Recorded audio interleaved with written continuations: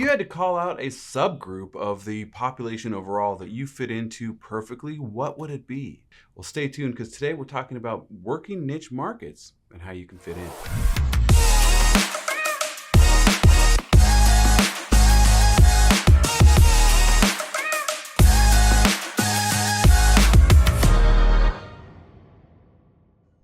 What's happening? I'm J.C Agajanian, broker associate with the Whissel Realty Group, and today we're talking about working your niche market.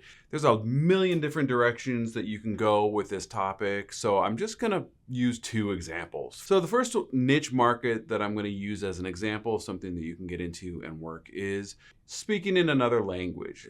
Here in Southern California, Spanish is hugely common, so we're talking about Spanish speakers, for example, in this niche market. The first thing you might want to do is something that you're already doing for English speakers, but maybe on a new platform. Maybe this whole idea with Spanish speakers is to duplicate what you're already doing to Spanish speakers individually. For example, property tours. They're a great way to collect eyeballs and to get attention on social media. So maybe you do a property tour for your standard channels, and then you just stop and do the same thing again in a different language and use a whole new channel to start speaking directly to people that only speak Spanish. So you're not going to have crossover under this idea.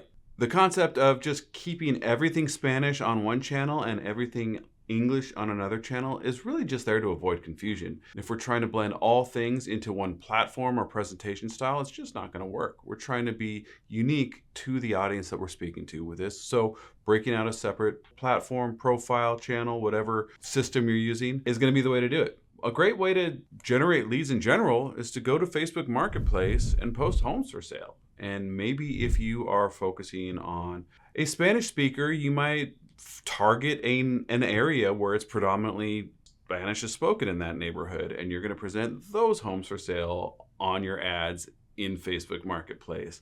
Obviously, you're going to create your offers and your call to action in Spanish, and you're going to chat through the app in Spanish, and you're going to book that appointment just like you would any other lead, right? So all we're doing is minor tweaks to what we're trying to accomplish, which is focusing on a specific niche of people.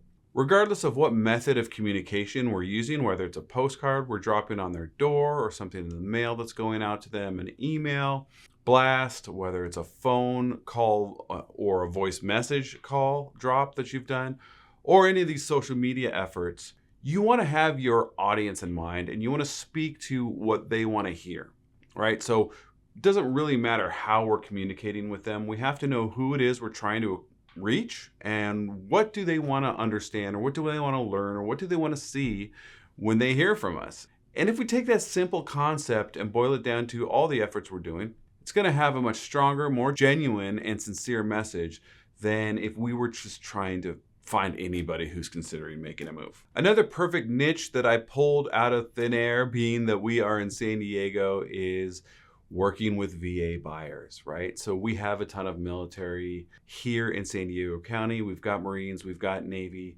First and foremost, we need to understand some general truths about people that serve in our military.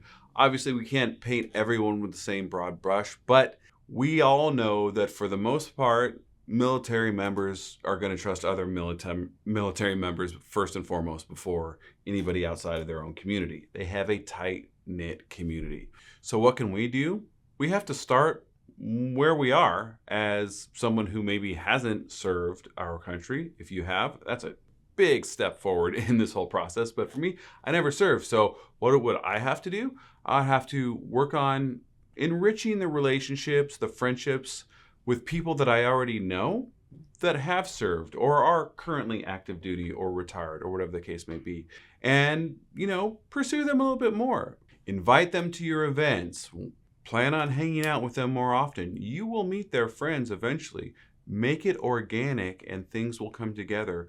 But all it takes is a little bit of foresight and purpose with your personal social life or your professional life. Relationships are made in both avenues and business comes out of both of them as well. When it comes to focusing in on a military niche as some group that you resonate with or are trying to work with, it's pretty easy to bone up on your knowledge. There are things about the VA system that is different than anybody else who's just buying with conventional financing or has nothing to do with the military. Learn your loan programs. Know everything you can about the unique options available for VA buyers only. Know about the funding fees. Know about the disability ratings.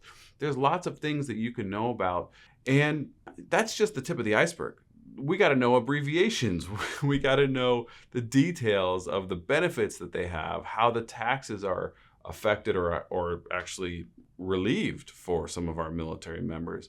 There's lots of stuff that goes on surrounding a VA transaction, both before, during, and after. You can educate yourself quickly and easily by cozying up to a fantastic VA lender or just apprenticing yourself to someone who is in the military and probably has a bunch of military clients, and just ask them everything you ought to know.